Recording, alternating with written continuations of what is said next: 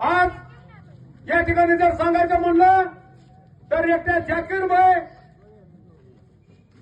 शिवसेनेच्या माध्यमातून प्राध्यापक डॉक्टर तानाजी सावंत साहेब यांच्या नेतृत्वावर विश्वास ठेवून आदरणीय दत्ताना साळुंखे यांच्या नेतृत्वावर विश्वास ठेवून 20च्या 20 नगरपालिकेच्या नगरसेवक पद आणि नगरसेवक अध्यक्षपद एकट्या शिवसेनेच्या धनुष्य पानावर निवडत आहेत. मित्रांनो, निवडणूक लढवत आहेत आणि या विरोधकाचा 17 झेंडा नाटराला झालेले आहेत.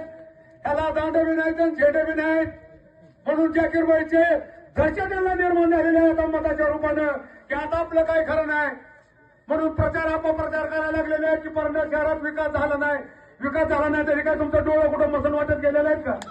इशिमिटाचा रोड कसा दिसतोय विकास नाही तर काय झालंय गटर काय काही अहो एवढं मोठे आता दायरा कुठं इकडच्या बाजूला एवढं मोठ्या दायऱ्याचं कंपाऊंड केलं त्या खाता पुरवला जाताना हे म्हणतात विकास झाला नाही. मग काय तुमची घरदारा भरायची होती का नोटा बिटा आणून फिरून तिथं काहीतरी खोटं नाटक लबाड बोलायला लागलेले आहेत. यांचं आता काही खरं राहिलेलं नाही. असं सांगतात की विकास झाला नाही. त्या आंबेडकर चौकापासून रेस्ट हाऊस पातोर काय तुमचा डोळा गेलेला आहे का तिथं?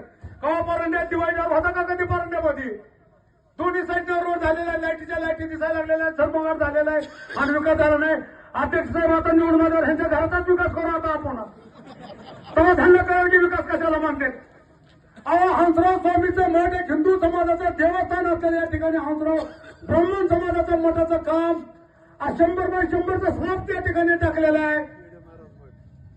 जे लिंगायत समाजाचं देवस्थान असलेल्या येडे महाराजाचं मठाचं 200x200चं वॉल कंपाऊंड करून पॉवर ब्लॉक बसून 4 लाईटी लागलेल्या आहेत मोठ्या मोठ्या. तिथे विकास दिसत नाही का?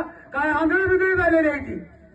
उगा खोटं नाटक बोलायला लागलेले आहेत आणि काय बी सांगायला लागलेले आहेत आणि सगळ्याचा डोळा यायला लागला अध्यक्षाच्या 1 नंबरवर जाऊन. माझे आमदार तिथंच, माझ्या आमदारच्या घरची तिथंच, नगर अध्यक्ष तिथंच, 1000 माणसं तिथं यायला लागलेले आहेत कारण त्यांना कळून चुकले. सर्व समावेशक जाती धर्माला 18 गडपगड जाती धर्माला बरोबर घेऊन जाणारा एक कोहिनूर हिरा यार जाकीरभाई साहेब रूपन आपल्या या ठिकाणी जन्मलेला आहे. परंतु हिंदू ह्यांना असं वाटायला लागलेलं आहे की रामाचा धनुष्यबाण छत्रपती शिवाजी महाराजांचा धनुष्यबाण आमच्या हातात असायला पाहिजे. तर तुमच्या काय बापाचे मक्तेदारी आहे का? आज ते बाणात मुस्लिम समाजाच्या कार्यकर्त्यांनी खांद्यावर घेऊन आज 21 शिलेदाराला बरोबर घेऊन चाललेत. मग त्यांच्या पोटात आग पडली की आयला मुसलमानांनी आपला बाण घेतलाय. अरे बाण म्हणजे 18 गडपगड जातीचा बाण आहे. एकटा काय हिंदूचं नाही. छत्रपती शिवाजी महाराजांनी स्वराज्याची स्थापना केली ते 18 गडपगड जातीला घेऊन गेलेले आहे. परंतु ह्यांच्यापाशी आता कुठला मुद्दा राहिलेला नाही. म्हणून काय बी येणं बोलायला लागलेले आहेत. यांची टाळकी बधीर झालेली आहेत. यांच्या टाळकीवर कुणी विश्वास ठेवू नका. यांचा आता वटवाटोळ झालेला आहे. 2 तारखेला आता तुम्हाला सगळ्या ह्याचा वटवाटोळ करायचं त्या पटनाच्या जाऊयाच्या.